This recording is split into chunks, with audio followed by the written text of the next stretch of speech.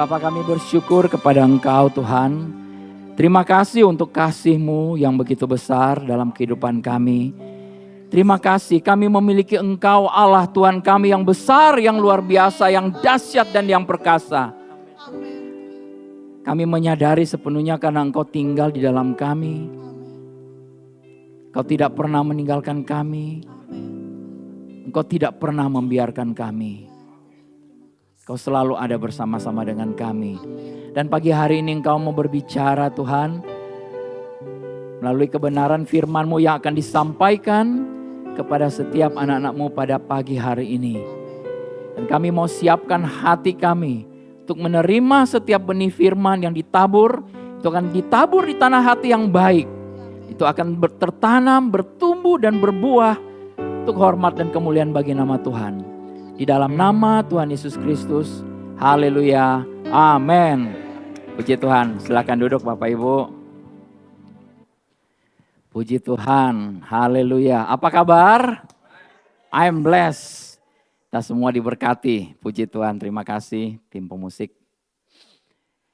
Tanggal 21 Januari yang lalu saya berdiri di depan ini dan saya mengucapkan selamat tahun baru. Hari ini saya juga mau mengucapkan selamat tahun baru. Kongsi Facai. Happy Chinese New Year. Saya sedang sekali kalau misalnya pada saat Chinese New Year begini nih, ada dapat banyak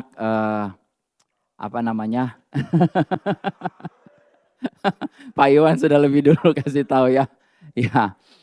Ada hal-hal yang baik yang Tuhan taruh yang saya dapat banyak sekali ucapan dari banyak teman-teman. Nah, ucapannya bagus-bagus.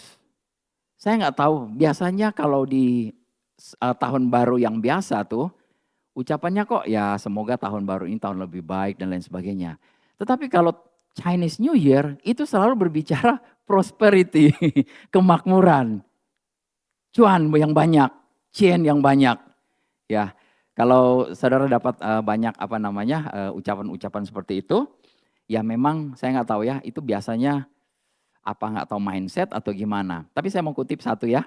Ada satu saya selalu dapat dari salah satu bapak ini luar biasa, dia pemimpin satu perusahaan, satu grup perusahaan yang begitu besar, tetapi orangnya begitu humble dan setiap tahun dia selalu kasih ucapan.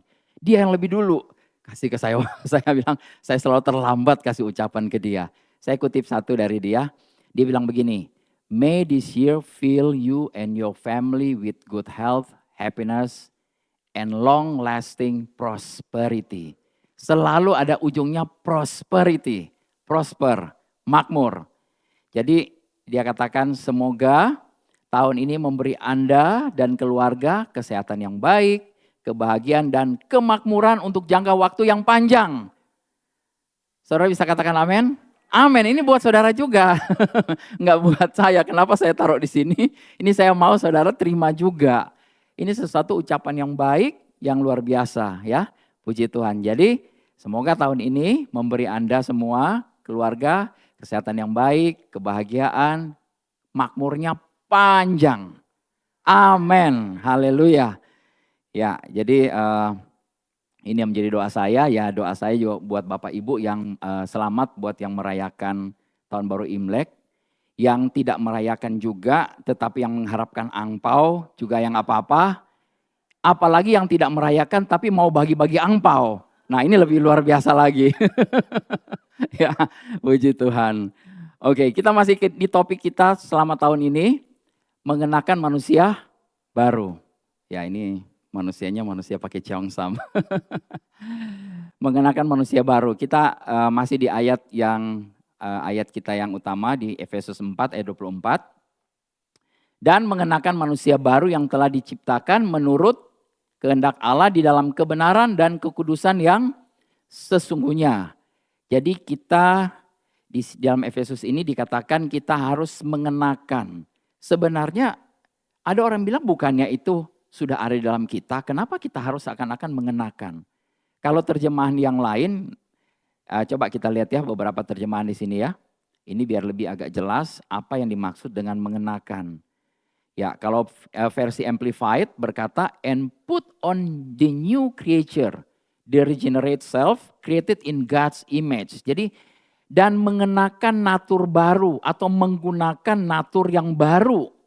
Sifat-sifat kita yang baru itu, diri kita yang sudah dilahirkan kembali, yang diciptakan menurut apa? Gambar Allah.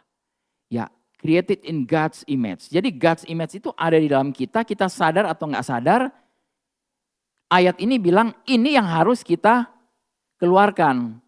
Ini yang harus kita tampilkan. Nah, mungkin salah satu versi yang lebih mantap lagi ini di versi NLT, New Living Translation. You must display a new nature because you are a new person. Created in God's likeness, righteous, holy, and true. Jadi engkau harus memperlihatkan, menunjukkan sifat-sifat baru kita yang adalah manusia baru yang diciptakan menurut rupa Tuhan, God's image. Ya, jadi yang berbudi, yang kudus dan benar. Sebenarnya ini berbudi kurang tepat ya, righteous ya. Righteous itu adalah kebenaran. Jadi kebenaran dirinya Tuhan itu menjadi kebenaran diri kita. Amin. Bukan kebenaran diri kita yang dulu kita selalu maunya benar. Tapi ini kebenaran dirinya Allah. Itu yang harus kita perlihatkan. Itu yang harus selalu kita tunjukkan. Ya. Kira-kira ada yang kurang dimengerti nggak di sini? Jadi ini sudah jelas ya, bahwa kita ini diminta untuk mempertunjukkan, memperlihatkan sifat baru yang sifat Allah. Ya, jadi ada sifat Allah di dalam kita, suka atau nggak suka, sadar atau nggak sadar, kita punya sifat-sifat Allah. Karena kita diciptakan menurut serupa dan segambar dengan Allah. Apalagi kita dilahirkan dengan DNA-nya Allah. Jadi kalau misalnya papa kita, ya hidungnya mancung, ya kayak saya begini, puji Tuhan. Saya sendiri yang ngomong sih, saya nggak tahu saudara melihat saudara mancung, saya mancung atau enggak. Saya melihat diri saya mancung lah, puji Tuhan. Haleluya. Ya, itu akan menurun ke kita, amin. Ya, haleluya. Kalau ganteng, orangnya ya pasti ganteng gitu loh, puji Tuhan. Ya, jangan senyum-senyum sendiri. Ya, Bapak Ibu bisa lihat diri sendiri enggak? Enggak bisa kan? Orang lain yang lihat, atau kita bisa lihat di cermin. Nah kalau saudara lihat di cermin, aduh ganteng banget kamu ya. Kamu orang yang diberkati, kamu jadi berkat buat banyak orang. Kamu cantik banget, puji Tuhan. Haleluya. Ya kalau nggak ada yang memberkati diri sendiri, kita berkati diri sendirilah. Ya, saudara lihat di HP, siapa yang suka selfie di sini? Banyak banget yang suka selfie. Kalau foto rame-rame, orang akan bilang fotonya kurang bagus. Karena yang dilihat dirinya dulu. Kalau dirinya nggak bagus, dia bilang seluruh foto itu nggak bagus. Tapi kalau foto dirinya bagus, dia akan bilang wah ini foto bagus banget. Dia nggak peduli orang lain mau tutup mata kayak mau apa. Betul ya? Haleluya. Jadi kita ini diciptakan menurut rupa dan gambar Allah. Kita ini adalah orang-orang yang spesial, yang luar biasa. Amin. Dan kita punya sifat-sifat Allah ini yang harus kita tunjukkan keluar. Ya. Nah, ayat berikut berkata bahwa kita ini di bagian kedua ya. Saya bagian pertama yang kemarin tanggal 21 Januari, sekarang ini bagian kedua ini saya kasih judul For We Are Members. Karena kita ini adalah bagian-bagian. Kita ini adalah satu keluarga. Amin. Saya kasih gambar sedikit, itu biasanya kalau Chinese family, kalau untuk malam menjelang Imlek kumpul semua ya. Nggak tahu dari ujung dunia mana pasti bisa datang gitu loh, kumpul ya. Jadi satu makan bareng-bareng. Saya senang banget ya. Sayang sekali keluarga saya di sini, saya cuma punya satu cici. Dan cicinya itu pergi ke Bandung malah ngerayain sama keluarga iparnya. Jadi ya kita berdua ya santai aja. Kita berdua pergi melayani orang malah kemarin. Haleluya, Tuhan baik. Orang tanya, loh kok bisa sih kita nggak ngapa-ngapain ya? Saya bilang nggak, kita sudah dibaharui pikiran kita. Kalau ada yang perlu kita layani, kita pergi melayani. Seharian kita pergi dan satu keluarga dimerdekakan. Puji Tuhan kemarin, luar biasa. Saya sampai bilang Tuhan terima kasih. Di tahun yang baru, tahun Chinese Imlek itu malah ada satu keluarga yang dipulihkan. Puji Tuhan. Ya, jadi part 2 ini di Efesus 4 ayat 25. Ya, ayat selanjutnya berkata, karena itu buanglah dusta dan berkatalah benar seorang kepada yang lain karena kita adalah sesama anggota. Ya, let each one of you speak truth. Ya, with his neighbor, dengan sesama. For we are members. Nah, ini saya suka sekali, saya mau menunjukkan Bapak Ibu, kita jangan cuma baca dari satu translation, tapi kita coba lihat dari beberapa translation supaya kita dapat arti sebenarnya. Kadang-kadang kita agak susah mengerti, kita perlu cek translation yang lain apa. Nah, ini dalam versi TPT, The Passion Translation, ini sebenarnya The Passion Translation ini ditranslate oleh satu orang. Kita tidak boleh terlalu percaya translation ini. Tapi kadang-kadang ini bagus untuk kita bisa lebih menangkap artinya, jadi nggak apa-apa. Kita bisa ambil ya. Jadi di sini TPT bilang begini, maka buanglah segala bentuk ketidakjujuran dan kebohongan agar kalian dikenal sebagai orang yang selalu berkata jujur karena kita semua adalah milik satu sama lain. Ya, for we all belong to one another. Jadi kita satu member itu, satu anggota itu adalah kita saling memiliki satu dengan yang lain. Ya, for we are belong to one another. Ya, ini ada kata belong to one another. Nah, ada satu lagi versi yang bagus di NIV. NIV bilang begini, therefore each of you must put off falsehood and speak truthfully to his neighbor. For we are all members of one body. Nah, ini lebih jelas lagi. Oleh karena itu hendaklah kamu masing-masing membuang kepalsuan dan berkata jujur kepada sesamamu. Karena kita semua adalah anggota satu tubuh. Anggota satu tubuh, ya. Ini luar biasa sekali ya. Nah, kita tahu bahwa manusia lama kita suka berbohong. Manusia baru tidak. Amin. Manusia lama mengatakan ketidakbenaran, manusia baru mengatakan kebenaran. Amin. Nah, saya belum mau berbicara tentang speak truthfully. Tahun lalu kita sudah banyak bicara soal speaking the truth in love. Kita memberitakan kebenaran di dalam kasih. Hari ini kita mulai lagi dengan speak the truth, truthfully. Tapi saya nggak mau ambil itu. Saya mau ada satu bagian yang di sini adalah members of one body. Nah, apa yang saudara tidak mengerti dari members? Members. Nah, kita tahu bahwa berkata kebenaran itu adalah syarat pertama untuk kita saling percaya. Betul nggak? Ya, kalau kita sekali bohong, orang akan susah percaya. Sekali kita ngomong nggak benar, orang akan pikir ini benar apa enggak. Jadi orang akan selalu mengukur kita dari apa yang kita perkatakan. Ya, dulu saya suka janji sama anak-anak saya, yuk kita mau ke sana, tapi kemudian saya nggak tepatin. Nah, begitu saya janjikan satu, mereka bertanya, ini papa benar apa enggak? Jadi saya waktu itu belajar bahwa ternyata sama anak-anak, apalagi ya, kita perlu ngomong A ya, kita harus lakukan A. Ya, jadi berkata kebenaran ini adalah syarat pertama untuk saling percaya. Dan ini menjadi landasan satu kesatuan. Amin. Ya, di dalam kitab Roma, Roma 12 ayat 5 berkata begini. Demikian juga kita ini walaupun banyak adalah satu tubuh di dalam Kristus. Tetapi kita masing-masing adalah anggota yang seorang terhadap yang lain. Jadi kita ini adalah satu di dalam tubuh Kristus, tetapi kita masing-masing, sendiri-sendiri. Tapi kita menjadi anggota.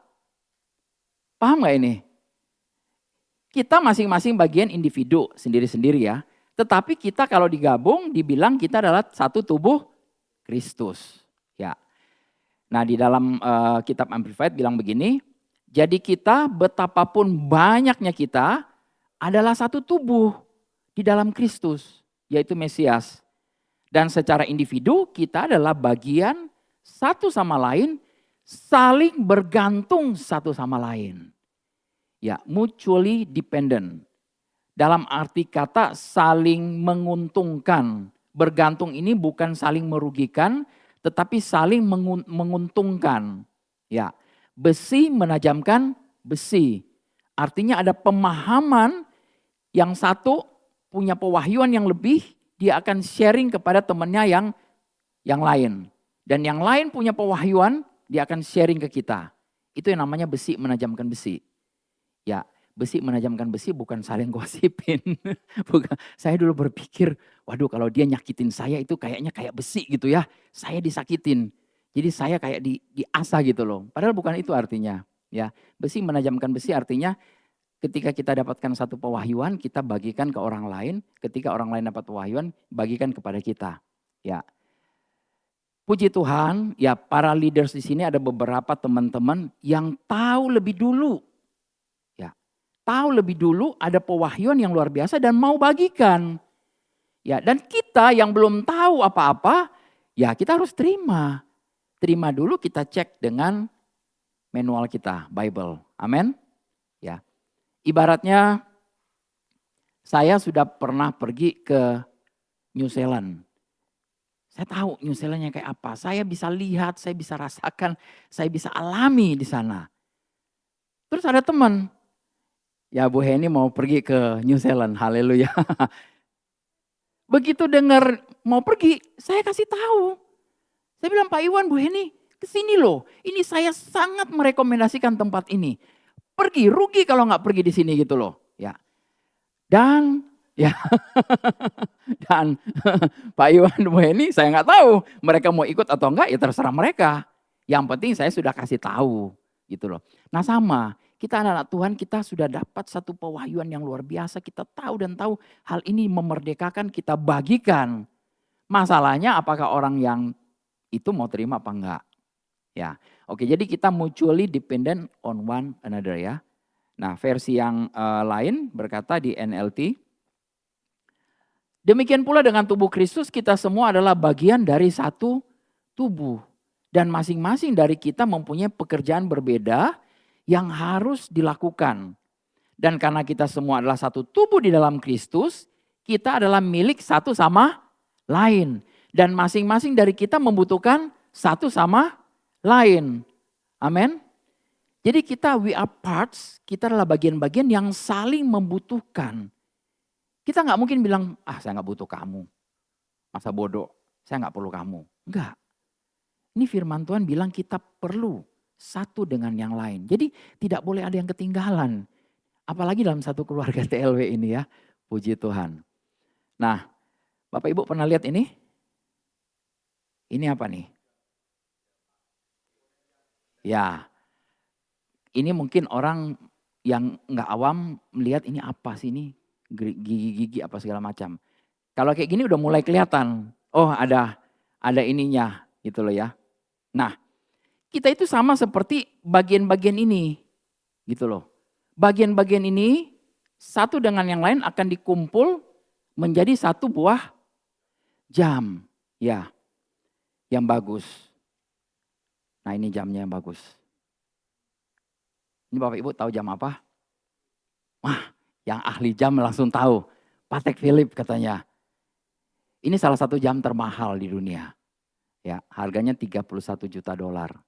Hampir 500 miliar. Harganya. Ini kurang lebih kalau dianalogikan, ini sama dengan 2000 Avanza. Avanzanya goyang-goyang. Ya haleluya. Tapi satu biji jam.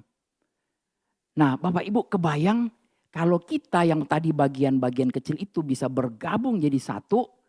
Jadi satu buah jam yang begitu luar biasa, yang sangat mahal harganya. Ya kita jauh lebih mahal lah dari Patek Philippe ini. Ya amin ya. Dan luar biasanya itu yang bisa menyatukan itu dia, kita menjadi satu yang luar biasa yang wow. Memperlihatkan kemuliaan Tuhan. Amin. Ya. Saya tadi ngobrol sama Pak Asang, Pak Asang ahli jam. Pak Asang, saya tanya jam-jam apa yang mahal. Oh ada banyak Pak Dolfi, ada saya bilang Hublot. Tapi dia koreksi, bukan Hublot Pak Dolfi. Heblet, ya. Ngomongnya Heblet, bukan Hublot tapi Heblet. Itu jam 23M. Ada jam Cartier, ada jam Graf. Ya ada jam yang paling mahal itu dia Graf, itu dia kalau nggak salah 51 juta dolar. 1 triliun harganya. Tapi bukan jamnya sih, itu karena terdiri dari batu-batu permata yang indah. Nah ini saya cuma mau tampilin ini kepada Bapak Ibu bahwa ada loh barang kayak begini gitu loh. Saudara tanya siapa yang beli Pak Dolfi? Ya saya nggak tahu. Ada aja orang yang punya uang 500 miliar yang beli gitu loh. Tapi ini memperlihatkan satu karya yang luar biasa. Ini menunjukkan terdiri dari berbagai bagian. Nah saya tadi tanya Pak Asang. Pak Asang waktu pertama kali jadi tukang reparasi jam. Pak Asang bilang dia pertama kali dikasih jam Omega untuk dibetulin. Dan dia tahu jam itu mahal. Dia nggak berani. Tapi dia tanya dulu, ini masih jalan, setengah jalan atau sudah mati total? Orangnya bilang mati total, terserah mau diapain. Oh ya udah, kalau mati total, ya dia ambil. Ternyata setelah dibongkar, cuma ada satu bagian kecil. Satu bagian kecil yang rusak, yang ketika diperbaiki sedikit, jalan. Jam yang begitu bagus, berfungsi dengan normal. Kembali, ya dibalikin ke orangnya happy. Jamnya mahal-mahal ya ngapain kalau nggak jalan gitu loh. Jadi ini menunjukkan bahwa ada satu bagian yang kecil kalau itu tidak berfungsi, seluruhnya itu tidak berfungsi. Nggak ada gunanya. Haleluya. Jadi kita ini adalah bagian anggota-anggota yang harus berfungsi bersama-sama. Amin. Haleluya, puji Tuhan. Oke, jadi kita jauh lebih berharga dari ini ya. Nah, kita tahu kita ini adalah satu tubuh ya. 1 Korintus 12 ayat 27 berkata, kamu semua adalah tubuh Kristus dan kamu masing-masing adalah anggotanya. Ya jadi tadi kita sudah lihat. Nah, kaki sangat berbeda dengan tangan, betul? Ya, tangan nggak sama dengan kaki. Kita semua tapi adalah bagian dari satu tubuh. Kalau nggak ada tangan, saudara kebayang bagaimana? Ya kalau nggak ada kaki bagaimana? Jadi demikian pula kita semua orang percaya, kita memiliki karunia masing-masing. Kita masing-masing punya panggilan. Tapi kita harus berfungsi di dalam setiap panggilan itu dengan begitu efektif. Saya percaya Tuhan memanggil saudara itu untuk jadi satu kesatuan, ya, dan saudara bisa berfungsi sedemikian efektif. Amin. Ya. Jadi bukan berarti kita ini harus uniform, harus seragam. Enggak. Kita berbeda latar belakang, berbeda pendidikan, berbeda pola pikir. Ya. Tetapi kita satu di dalam Kristus. Satu dalam pemahaman kebenaran akan firman-Nya.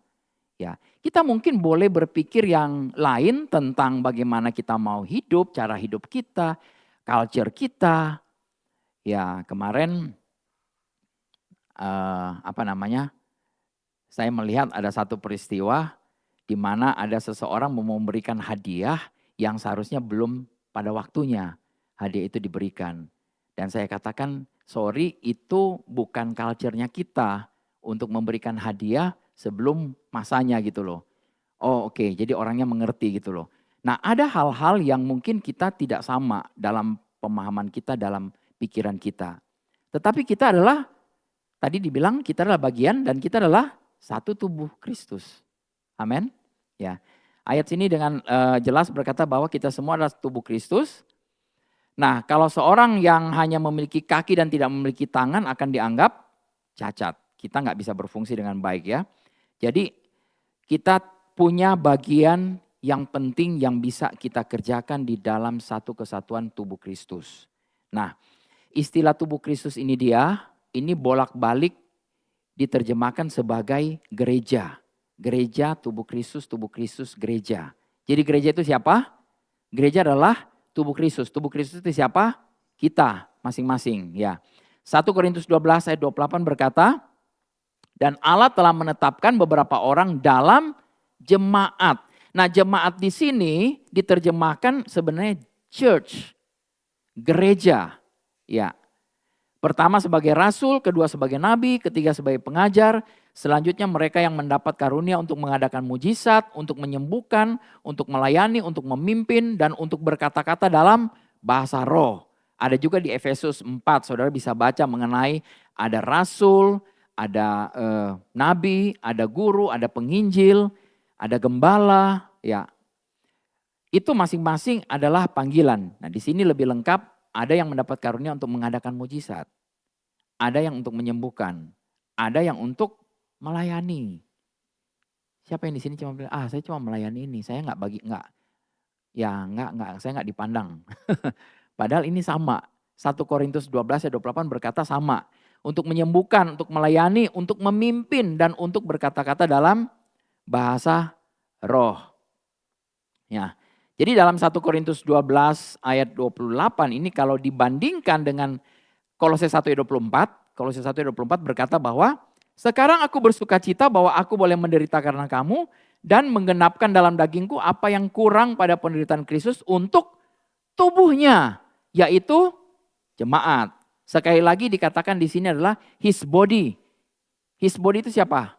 Tubuh Kristus yang adalah gereja. Amin. Tubuh Kristus adalah gereja. Ya. Jadi ini menunjukkan pada semua orang percaya yang telah lahir baru. Saudara sudah lahir baru? Ada yang di sini belum lahir baru? Lahir baru itu bukan dibaptis. Ya, ada yang berpikir bahwa kalau saya sudah dibaptis saya sudah lahir baru. Enggak. Ya, baptisan itu adalah tindakan iman sebagai orang percaya.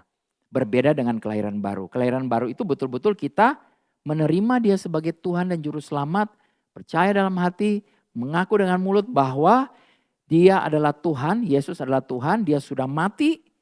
Bukan hanya mati, hari yang ketiga dia bangkit. Bukan cuma bangkit, dia sekarang naik, duduk di sebelah kanan Allah Bapa. Dan kita semua juga dibaptis di dalam tubuh Kristus. Sama-sama mati bersama-sama Kristus. Amin. Sama-sama bangkit? Ya, sama-sama bangkit. Sama-sama naik? Sama-sama naik gak? Hah?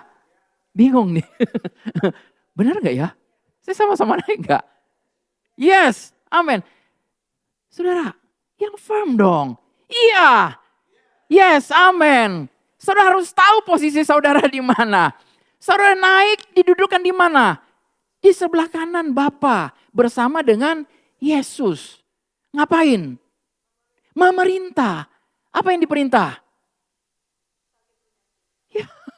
Saudara apakah memerintah si A, si B yang diperintah? No. Bukan itu yang disuruh. Kita harus sadar bahwa kita sekarang sementara berkuasa. Memerintah. Amin. Kita perintah apa? Sakit penyakit pergi. Usir setan-setan. Amin. Perintah itu. Ya. Perintahkan berkat-berkat termanifestasi. Amin. Ya saudara gak mau perintah ya salah sendiri. Karena saudara gak tahu posisinya. Gak sadar. Posisi kita itu ada di dalam posisi yang memerintah. Amin. Bukan lagi posisi yang dalam keadaan mau berperang. Mau akan mau menduduki satu kota. Baru nanti kalau kita duduki satu kota baru kita bisa berkuasa. No. Saudara sudah menang. Yang menangin siapa? Yesus. Dan pada saat dia menang, dia bikin pawai. Amin. Kalau kita tidak tahu hal ini, kita kehilangan arti yang sebenarnya. Pawainya ngapain? Iblis itu diseret. Ya. Jempol duanya dipotong, jempol kakinya dipotong. Ya, saya sudah pernah sampaikan di sini ya. Dia terseret-seret, ya. Tidak punya daya lagi, tidak punya kuasa apa-apa lagi gitu loh. Ya, amin. Dan saudara ketakutan kalau ada rumah hantu kayaknya. Ketakutan kalau misalnya ada gelap. Aduh, masih ada tuh yang, ya, ada orang-orang yang di rumahnya sendiri dia pasang semua lampunya. Karena dia takut gelap. Saya nggak tahu kenapa, karena dulu mungkin ditakut-takutin masih kecil. Itu ya. Nanti ada ini dan itu. Orang-orang lebih sadar setan, lebih sadar kuasa gelap. Ya. Saya terberkati sekali kemarin waktu Pak Sugi bilang Ada banyak orang lebih percaya setan daripada percaya kepada Tuhan. Saya bilang iya ya. Lebih percaya kepada yang gelap-gelap, kuasa kegelapan daripada kuasa Tuhan yang begitu nyata sebenarnya. Amin. Kuasa Tuhan, keberadaan itu nyata senyata-nyatanya. Firman Tuhan mengatakan langit menceritakan kemuliaan Tuhan. Amin. Bumi menceritakan segala anugerahnya, kasih karunia-Nya. Dan malam, pagi, siang itu menceritakan bagaimana Tuhan itu dia begitu berkuasa. Itu sudah dinyatakan kepada semua orang. Di dalam diri setiap manusia ada intuisi yang mengatakan iya ada Tuhan. Cuma karena agama, karena religion, karena pola pikir itu yang seakan-akan seperti menutupi. Ya. Makanya diperlukan kita anak-anak Tuhan yang untuk men-trigger, membuka hal itu, memberitakan kebenaran itu, begitu diberitakan orang bisa kebuka matanya. Tinggal masalahnya dia mau ambil keputusan atau enggak. Ya. Jadi Bapak Ibu jangan bilang bahwa apa namanya? Oh karena dia begini dan begitu, karena dia punya agama yang kuat sih. Ya. Di dalam setiap orang manusia itu punya intuisi. Intuisinya itu mengatakan iya ada Tuhan yang benar, ada Tuhan yang besar. Dan mereka sementara mencarinya. Kitalah yang perlu memberitakan ke mereka. Amin. Oke, jadi kita balik, kita adalah orang-orang yang ditempatkan, yang dibaptis ke dalam tubuh Kristus. Itu yang 1 Korintus 12:27 berkata, artinya orang-orang percaya yang dipersatukan dengan Kristus dan tapi kita masing-masing setiap anggota ya. Tapi jadi satu. Ya. Jadi Tuhan telah mempersatukan kita semua orang Kristen dilahirkan kembali dengan membaptis ke dalam tubuh Kristus. Sudah menjadi kenyataan suka atau tidak suka, mau atau enggak mau. Kita adalah orang-orang yang sudah lahir baru. Siapapun di seluruh dunia, di ujung manapun, dia ke gereja manapun. Kalau yang sudah lahir baru kita jadi satu kesatuan namanya tubuh Kristus. Amin. Ya. Dan harusnya kita bersatu di dalam Kristus. Nah yang membuat orang-orang terpecah belah adalah apa? Daging. Ya masih ada sifat-sifat manusia lamanya yang masih ngikut.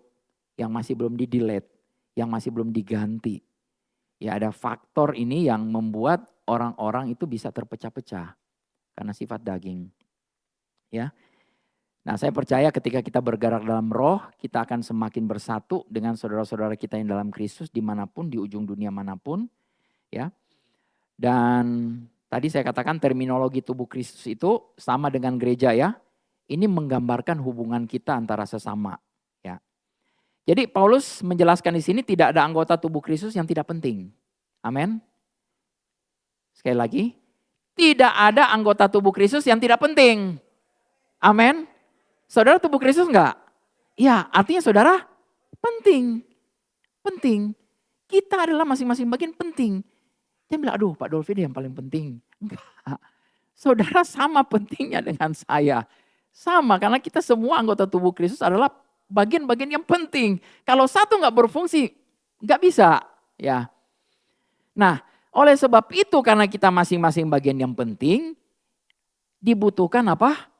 Kerjasama kita semua sebagai satu tubuh untuk mewujudkan kehidupan Kristus yang utuh kepada dunia.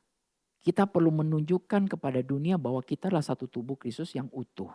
Amin. Haleluya. Ya di 1 Korintus 12 ayat 14 berkata, karena tubuh juga tidak terdiri dari satu anggota, tetapi atas banyak anggota. Ini saya mau kasih tahu kepada Bapak Ibu, karena di awal tahun ini kita harus selalu berpikir bahwa kita ini banyak anggota. Tapi kita ini satu tubuh. Amin. Kita perlu memikirkan orang lain. Bukan hanya diri kita sendiri. Ya. Jadi ini adalah analogi yang luar biasa ya. Karena tubuh juga terdiri dari masing-masing bagian, masing-masing anggota, banyak anggota. Ya, kalau saudara lihat tubuh manusia itu dia luar biasa, betul? Ya, ada mata, ada hidung, telinga, ada kepala, ya, ada tangan dan kaki, ya dan lain sebagainya ya. Jadi supaya tubuh kita ini sehat, ada satu kesatuan di dalam tubuh kita ini dia. Gak boleh yang satu berperan lebih. Ya, jadi demikian juga tubuh Kristus. Tubuh Kristus di sini harus ada kesatuan. Ya, bukan berarti nggak ada ruang untuk keberagaman ya. Karena kita masing-masing berbeda-beda. Ya, beda-beda, beda latar belakang ya. Mukanya aja beda. Benar nggak? Jenis kelamin beda. Itu aja sudah membedakan. Walaupun suami istri dibilang satu, tapi beda. Ya beda muka, beda jenis kelamin, beda macam-macam. Ya. Nah tubuh kita ini memiliki keragaman ya, tapi kita tahu bahwa kita ini jadi satu. Ya. Kaki misalnya. Saudara pernah lihat ada gambar seperti ini ya, saya kasih tunjuk. Orang satu, kakinya 4. Terus tangannya nggak berfungsi. Gimana kira-kira bisa hidup dia? Ya, ini jadi aneh ya, karena kakinya jadi 4 gitu loh. Ya, tanpa tangan. Kita membutuhkan kerjasama keduanya antara tangan dan kaki agar efektif. Ya, kaki kita akan membantu tangan kita, demikian tangan kita akan membantu kaki kita. Dan di situ tidak ada iri hati. Ya, tangan tidak iri terhadap kaki, kaki tidak iri terhadap kaki, walaupun itu berbeda-beda ya. Nah, jadi Paulus juga melanjutkan analoginya ini dengan di 1 Korintus 12 ayat 16 sampai 17. Dia berkata begini, dan andai kata telinga berkata karena aku bukan mata, aku tidak termasuk tubuh. Jadi benarkah ia tidak termasuk tubuh? Andai kata tubuh seluruhnya adalah mata, di mana pendengaran? Andai kata seluruhnya adalah telinga, di mana penciuman? Ya. Terus kemudian dia lanjut. Malahan justru anggota-anggota tubuh yang nampaknya paling lemah, yang paling dibutuhkan. Coba pikir baik-baik dulu ini. Justru anggota-anggota tubuh yang nampaknya paling lemah, yang paling dibutuhkan. Dan kepada anggota-anggota tubuh yang menurut pemandangan kita kurang terhormat, kita berikan penghormatan khusus. Dan terhadap anggota-anggota kita yang tidak elok, kita berikan perhatian khusus. Hal ini tidak dibutuhkan oleh anggota-anggota kita yang elok. Ya yang elok sudahlah, tetap jadi elok gitu loh. Yang gak elok itu perlu, apa di sini dikatakan, diberikan perhatian khusus. Allah telah menyusun tubuh kita begitu rupa sehingga kepada anggota-anggota yang tidak mulia diberikan penghormatan khusus. Amin. Ini dahsyat banget kalau Bapak Ibu mau renungkan ayat ini dahsyat banget. Jadi Paulus ini memperluas analoginya dengan mengatakan bahwa bagian tubuh yang kelihatannya lemah itu perlu kita berikan perhatian khusus. Ya. Ya di 1 Korintus 12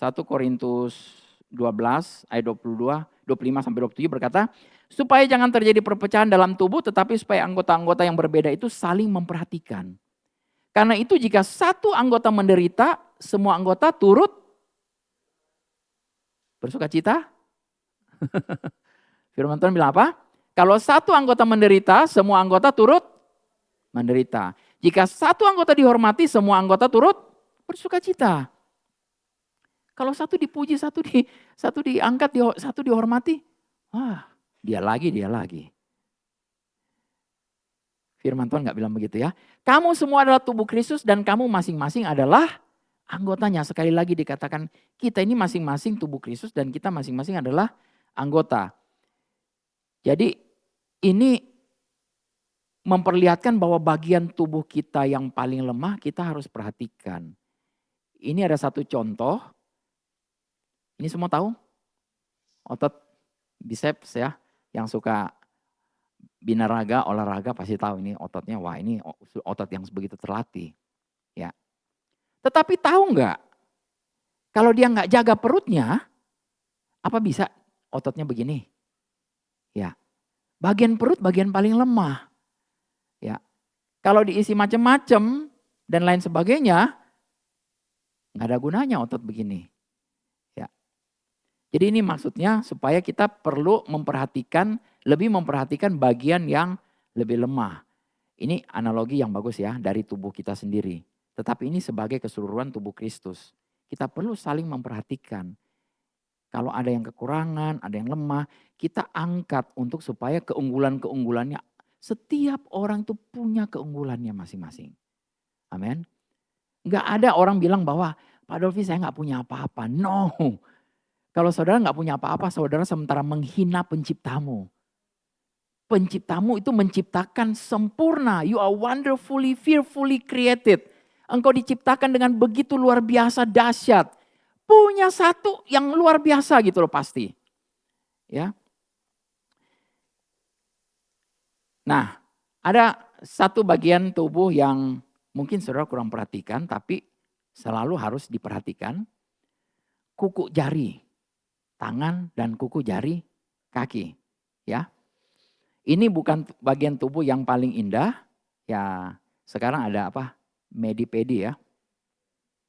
Untuk memperindah kuku kaki, kuku tangan, ya beberapa wanita suka sekali pergi untuk memperindah kuku-kukunya ya.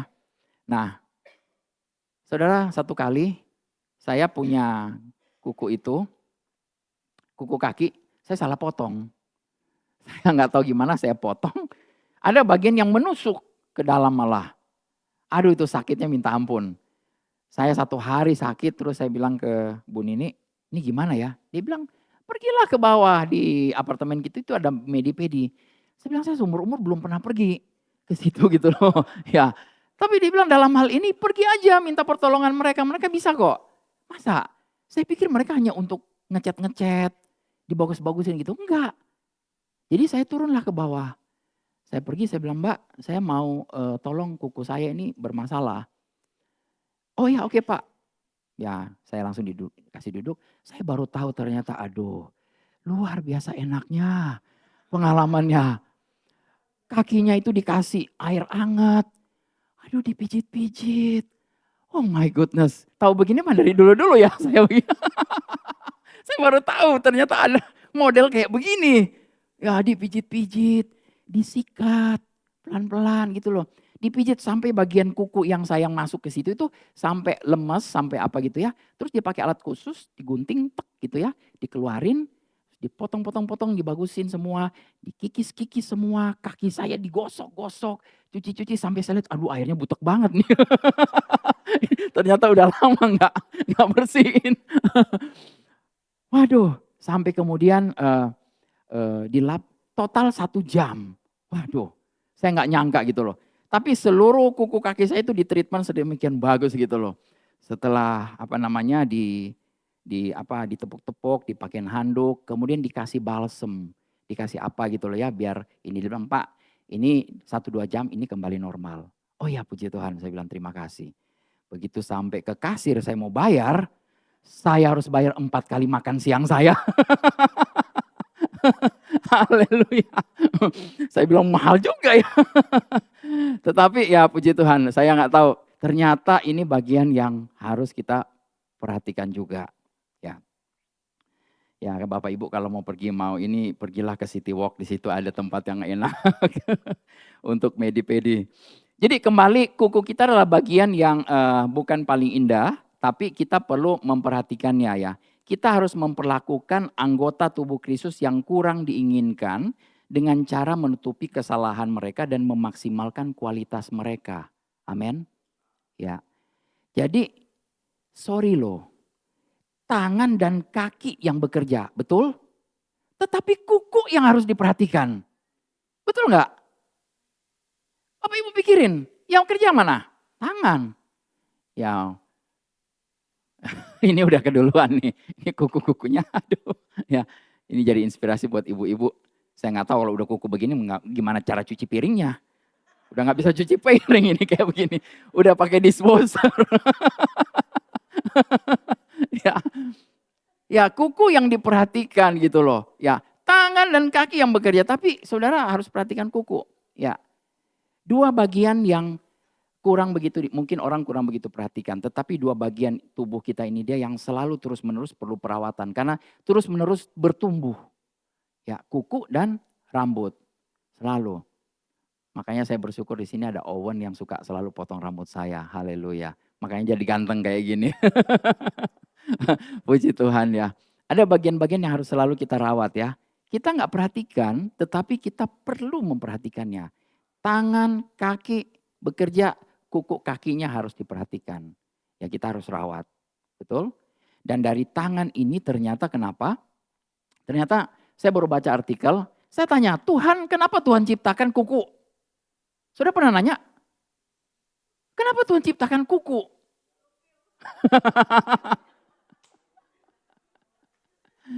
Saya panggil istri saya, boleh maju ke depan. Boleh sebentar maju ke depan. Bu Nini ayo maju ke depan. Ya. Thank you ya. Enggak, saya enggak mau pinjam kukunya untuk ngupil, enggak. Coba tolong garuk di belakang saya. Aduh. Wah, enak. Surga di bumi. Ya, terima kasih. Terima kasih. Ya. Saudara tahu kenapa? Kuku diciptakan itu begitu luar biasa. Ya. Tuhan pasti menciptakan punya satu tujuan. Amin. Ini saudara kebayang di sini sebenarnya pusat syaraf kita itu perlu dilindungi, perlu ditutupin. Saya baca WebMD kalau nggak salah itu dibilang juga kuku-kuku kita ini ini menunjukkan sebenarnya ini ada 10 jendela menunjukkan di dalam kita, organ tubuh kita. Saya baru tahu juga ternyata kalau kita lihat kuku kita ini dia merah, itu jangan-jangan ada sakit apa. Kalau kita lihat kuku apa, jangan-jangan begini. Loh kok semuanya pada perhatikan kuku ya jadinya. Jadi langsung perhatian ke kuku nih semua. Waduh saya harus hati-hati ngomong nih. Jadi ya tapi ada satu ahli pakar bilang begini, kalau kuku Anda kemerahan, jangan berpikir bahwa saudara itu sakit jantung. Mungkin ada kuteknya yang belum betul-betul bersih gitu loh. Jadi ini juga bisa menunjukkan sebenarnya kita sehat atau enggak. Ya dalam organ tubuh bagian dalam. Ya kalau saudara lihat kuku saudara mengkilap bersih itu bagus. Dan kita perlu rawat. Kenapa? Karena begitu kita nggak rawat, di sini banyak sumber macam-macam. Kan kita pegang macam-macam. Ya. Pegang macam-macam dan lain sebagainya, banyak di situ gitu loh. Ya, ada yang punya kebiasaan untuk gigit-gigit kuku. Ya, ternyata kuku juga bisa salah satu untuk menghilangkan stres katanya. Jadi orang bisa gigit-gigit kuku untuk menghilangkan stres. Tapi jangan ya, ya stres kita hilang karena firman Tuhan. Amin. Bukan karena gigit kuku. Ya, tapi kuku ini penting sekali. Jadi artinya bagian tubuh yang kecil ini kita perlu perhatikan. Ya, jangan sampai sama kayak saya, ketika salah perhatikan, saya salah potong, ya menusuk ke diri sendiri dan sakit. Saya harus perlu tenaga profesional untuk memperbaikinya. Ya, saya waktu berpikir saya mau tengking-tengking dalam nama Yesus sembuh, dalam nama Yesus sembuh. Aduh, tapi pergi aja ke bawah tinggal dipotong ya udah sembuh bersih. Jadi sebenarnya ada bagian-bagian hal-hal yang natural yang kita bisa lakukan. Ya, kita tidak perlu sampai membutuhkan hal yang supranatural. Kita perlu hal-hal yang natural. Ya kalau gigi saudara sakit, pergilah ke Pak Iwan. Nggak usah, jangan tengking-tengking segala macam gitu loh. Ya kalau bolong ya ditambal. Amin. Ya salah sendiri siapa suruh bolong gitu loh. Ya karena saudara tidak merawat giginya, tidak memakai dengan semestinya, ya kita jadi mengalami hal-hal seperti itu. Tapi kalau ada hal-hal yang natural kita perlu lakukan, kita lakukan. Ya. Kita bisa bekerja sama dengan hal-hal yang supranatural. Amin. Oke, kembali lagi ke bagian yang paling kecil ini dia. Jadi kita jangan abaikan anggota tubuh kita yang lemah. Itu akan menyakiti kita semua. Tadi ingat ada satu bagian yang jam yang rusak, itu tidak akan menunjukkan pekerjaan jam itu sempurna. Ya. Jadi kita perlu tahu bahwa, ini ada satu mungkin ya. Saya bilang ini tangan dan kaki kita melakukan semua pekerjaan, namun kuku kita lah yang memerlukan perhatian terus-menerus. Saya jadi ingat waktu Yesus mencuci kaki para murid-muridnya. ya pasti dia akan lihat kuku-kuku kaki muridnya. Ya, ya, tapi dia pasti akan gosok dengan penuh kasih. Ya, amin. Saya sangat, aduh kalau saya bayangkan ini adalah pelayanan yang paling mulia. Ya, Yesus sementara memperhatikan bagian tubuh kita yang paling lemah. Bagian kuku kaki, bagian sela-sela kakinya, dan dia bersihin. Ya, dan dia mau juga itu ke bagian-bagian tubuh kita yang lain yang mungkin kelihatan kurang baik, kurang gitu sempurna, itu mau. Ya, ini satu peristiwa yang luar biasa ya waktu Yesus mencuci kaki. Ya Petrus bilang jangan gak usah cuci karena dia merasa bahwa nggak pantas gurunya. Tapi Yesus bilang kalau kalau kamu nggak ini kamu tidak akan apa melihat tidak masuk dalam kerajaan sorga ya tidak akan melihat kerajaan sorga. Kalau begitu memang sekaligus kalau begitu tubuh saya keterlaluan Petrus suruh langsung mandi kata Yesus kamu mandi aja sekalian. Jadi ini peristiwa yang bagus sekali kita bisa melihat bahwa Yesus merawat. Yesus mau kita juga memperhatikan bagian tubuh yang paling sebenarnya nggak mulia ya. Oke, di Mazmur 139 ayat 14 berkata, "Aku bersyukur kepadamu oleh karena kejadianku dahsyat dan ajaib. Ajaib apa yang kau buat dan jiwaku benar-benar menyadarinya." Di versi yang lain berkata, "Aku akan memujimu karena aku dicipta dengan mengagumkan dan menakjubkan. Sungguh menakjubkan ciptaanmu dan ini amat diketahui oleh jiwaku." Kita tahu bahwa kuku kita itu diciptakan pasti untuk ada satu fungsi. Ya, ya tadi bisa fungsi garuk-garuk, mungkin ya sorry saudara mau ngupil, ya ngupil kamar mandi lah ya. Saudara bisa pakai kukunya, haleluya. Saudara kebayang kalau pemain gitar gak punya kuku, gak bisa main. Ya mungkin sekarang pakai itu ya. Tapi ada banyak hal yang bisa kita gunakan. Kita diciptakan dengan mengagumkan, menakjubkan. Orang tanya, Pak Dolfi kenapa Tuhan menciptakan usus buntu?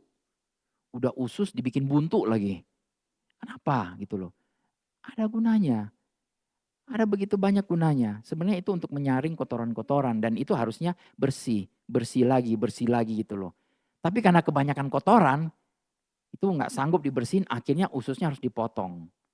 Ya berapa banyak orang-orang yang akhirnya harus pergi operasi dan dipotong. Padahal itu fungsinya bagus. Ya, seluruh anggota tubuh kita ini dibuat, diciptakan sempurna. Demikian juga tubuh Kristus. Amin. Kita tubuh Kristus. Haleluya. Jadi sama seperti Tuhan menggabungkan bagian tubuh yang berbeda ke dalam satu tubuh fisik dengan seluruh bagian itu saling bergantung satu dengan yang lain. Demikian pula dia menggabungkan semua orang percaya yang sejati ke dalam satu tubuh Kristusnya. Amin. Kita adalah bagian tubuh Kristus. Nah bagi orang Kristen meninggalkan anggota tubuh Kristus yang lain sama saja dengan mengamputasi salah satu bagiannya. Kalau kita mau meninggalkan teman-teman kita yang kelihatannya tidak mulia, yang kurang, yang tidak perlu dianggap, itu sama aja kita mengamputasi bagian tubuh kita. Saudara kebayang kalau kuku kalian dipotong semua, tangan jari kita dipotong semua, bagaimana rasanya? Ya, jadi kita harus saling memperhatikan ini ya. Ya, mentalitas dunia berkata apa?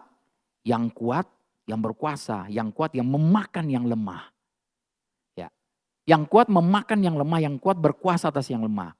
Tapi firman Tuhan berkata bahwa kita yang kuat membantu yang lemah. Kita perlu saling membantu yang lemah. Ya Tuhan ingin kita berdoa bagi yang lemah, bisa mengangkat saudara-saudara kita yang mungkin sedang dalam kondisi lemah. Ya untuk mereka kembali mengetahui jati diri mereka. Ya bahwa mereka juga adalah bagian yang penting yang harusnya berfungsi. Amin. Nah manusia baru kita ini diciptakan sama seperti Yesus. Amin ya. Kita tahu di dalam roh kita sudah sama seperti Yesus, kita sudah sempurna. Ya, saudara-saudara kita yang baru lahir baru harus perlu ditolong dengan pola pikir yang perlu diubahkan hari demi hari dengan kebenaran firman Tuhan. Ya. Kembali ke Efesus 4 ayat 24 berkata, mengenakan manusia baru yang telah diciptakan menurut kehendak Allah di dalam kebenaran dan kekudusan yang sesungguhnya ya.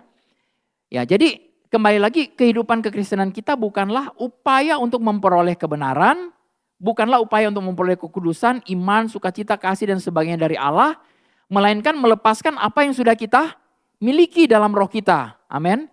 Kita sudah memiliki kasih. Di dalam kasih itu ada buah roh, ada kasih, sukacita, damai sejahtera dan sebagainya. Ya. Itu lepaskan ke dalam tubuh, ya, dalam jiwa kita, dalam pikiran, perasaan, kehendak kita termanifestasi dalam tubuh kita dan kita bisa menolong, membantu teman-teman kita untuk mereka juga bisa sama-sama menyadari hal ini. Amin. Jadi Bapak Ibu sudah, saya boleh katakan selalu sudah dewasa secara rohani. Amin. Saudara semua dalam rohani sudah komplit. Dari, kalau mau dibilang dari sel ke sel, itu sudah sama seperti Yesus. Amin. Ya, dari ujung ke ujung, dari sudut ke sudut, tidak ada lagi ruang untuk saudara lebih kudus atau kurang kudus, bertambah kudus atau berkurang kudus, enggak. Sempurna di dalam rohmu. Amin. Ya, ini yang perlu kita perlu betul-betul mikirin hal ini. Bahwa kita betul-betul dewasa secara rohani. Yang kita perlu bawa jiwa kita untuk sama memahami siapa kita dalam Kristus. Ya, dan kalau kita sudah pahami hal ini, kita perlu menolong orang lain untuk memahaminya. Ya, jadi sebagai orang percaya, kita tahu bahwa kebenaran, kekudusan dan sebagainya itu semua kita sudah ada dalam kita dan kita bertumbuh ke arah Kristus. Ya, hari demi hari kita betul-betul kita memikirkan hal ini ya. Oke, nah kita tahu bahwa perubahan itu terjadi secara internal. Ya, roh kita di dalam kita sudah berubah, sudah diubahkan, sudah dipindahkan dari kerajaan gelap kepada kerajaan terang. Kita sudah menjadi ciptaan yang baru, kita menjadi manusia yang baru, kita mengenakan, kita menunjukkan, mendisplay, memperlihatkan siapa kita di dalam Kristus. Amin. Kita adalah manusia yang baru, ciptaan yang baru ya. Nah, jadi sebagai konklusi, sebagai manusia yang baru, kita saling menolong. Boleh bilang satu yang lain kiri kanan. Manusia yang baru saling menolong. Amin. Ini bukan satu jargon Bapak Ibu. Bukan hanya ngomong, ya saling menolong. Ya oke lah. Ya, manusia baru saling menolong. Terus sudah dilupakan. Forget it. Aku gak mau tahu, gak mau peduli sama dia. Yang penting Pak Dolfi aku suruh bilang, aku manusia baru saling menolong, ya udah aku ngomong aja manusia baru saling menolong. Terus kita nggak bikin apa-apa. Ya. Roma 15 ayat 1 berkata, kita yang kuat wajib menanggung yang lemah. Menanggung kelemahan orang yang tidak kuat. Dan jangan kita mencari kesenangan kita sendiri. Artinya jangan kita senang-senang dengan kelemahan orang lain. Roma 12 ayat 10 berkata, hendaklah kamu saling mengasihi sebagai saudara dan saling mendahului dalam memberi hormat. Dulu ada yang gak mau hormat saya. Mukanya dibuang. Saya datang, Pak sorry, mukanya dibuang. Dikembaliin. Kalau ada yang buang muka sama saudara bilang, aduh tante sorry, mukanya jangan dibuang. Balikin mukanya supaya lihat ke kita gitu loh. Terus kita senyum lebar ke dia. Kalau dia tampar pipi kita, kasih lagi pipi kiri. Yang benar. Haleluya. Hendaklah kamu saling mengasihi sebagai saudara dan saling mendahului dalam memberi hormat. Ya. Di Filipi 2 ayat 22 ayat 2 sampai 5. Karena itu sempurnakanlah sukacitaku dengan ini. Ini Paulus berkata sukacitanya sempurna dengan hal ini. Hal apa? Hendaklah kamu sehati, sepikir dalam satu kasih, satu jiwa. Satu jiwa itu artinya satu pikiran, perasaan, kehendak itu jadi satu. Ya, satu tujuan. Ya, dengan tidak mencari kepentingan sendiri atau puji-pujian yang sia-sia. Sebaliknya hendaklah dengan rendah hati yang seorang menganggap yang lain lebih utama daripada dirinya sendiri. Dan janganlah tiap-tiap orang hanya memperhatikan kepentingannya sendiri, tetapi kepentingan orang lain juga. Hendaklah kamu dalam hidupmu bersama menaruh pikiran dan perasaan yang terdapat juga dalam Kristus Yesus. Amin. Pikiran kita, perasaan kita, kebanyakan lebih memikirkan, memerasakan kita sendiri. Betul nggak? Kita lebih mikir diri kita sendiri, kita lebih mengasihani diri kita sendiri, kita lebih mau kita sendiri yang lebih diutamakan, lebih dihormati dan lain sebagainya. Tapi di firman Tuhan di sini Paulus mengatakan bahwa hendaklah kamu dalam hidupmu bersama menaruh pikiran dan perasaan yang terdapat juga di dalam Kristus Yesus. Pikiran Kristus, perasaan Yesus. Kalau saudara ketemu dengan seseorang yang lemah, saudara melihat diri saudara sama seperti Yesus. Saudara bisa bertanya, Yesus, dalam keadaan ini apa yang harus saya lakukan? Yesus seorang yang penuh belas kasihan. Ketika ada orang buta berkata, Tuhan, Tuhan, Yesus anak Daud, tolong aku, kasihani aku. Dia datang. Dia penuh dengan belas kasihan. Dan dia bilang, aku mau menyembuhkan engkau. Di antara kita mungkin ada orang-orang yang datang kepada kita, yang minta pertolongan. Kita yang boleh tutup mata. Ya, saya tahu ada beberapa dari kita yang mungkin dalam kondisi dalam ada masalah. Ya, kita satu tubuh. Bersama-sama. Ini satu kesatuan yang kuat. Amin. Kalau satu menderita, kita juga ikut menderita. Ya. Amin. Ya, saya percaya firman Tuhan hari ini saya tahu kita adalah manusia yang baru kan. Manusia yang baru kita ini, saya bilang kita diciptakan sama seperti Yesus. Diciptakan, kita betul-betul berdiri, berkata-kata, bergerak, berkelakuan. Itu kita harus selalu lihat bahwa karya salib Yesus sudah selesai. Kita adalah milik Kristus. Kita menunjukkan siapa kita sebenarnya, yaitu Kristus yang di dalam kita. Jadi baik dalam perkataan, dalam perbuatan, dalam apapun. Ya, saudara sebentar ketika fellowship di luar, saudara saling mendahului ya. Kemarin ada beberapa orang, Pak Dovi. Saya bilang biasanya kan gembala paling belakang. Ya udah duluan aja, nggak apa-apa gitu loh. Nggak masalah. Jadi saling mendahului. Dalam hal-hal yang kecil, kita belajar dalam hal-hal yang kecil. Ya. Tapi jangan semua juga, ya udah duluan. Akhirnya nggak ngantri-ngantri. Bu Yanska, Bu Ripkanya bingung. Nggak ada yang mau makan. Karena semua saling mendahului satu dengan yang lain. Bukan itu konteksnya Bapak Ibu. Haleluya. Ya, kita orang-orang yang berhikmat. Amin. Ya, jadi kita adalah orang-orang manusia baru yang bisa menyentuh kehidupan orang-orang yang lain. Amin. Saudara pergi, saudara sentuh kehidupan orang lain karena saudara menyadari saudara adalah ciptaan yang baru. Pergi sentuh dengan firman Tuhan. Ya, sentuh dalam arti kata baik dalam perkataanmu, dalam apapun yang kau lakukan. Baik, mari kita bangkit berdiri, para pemusik.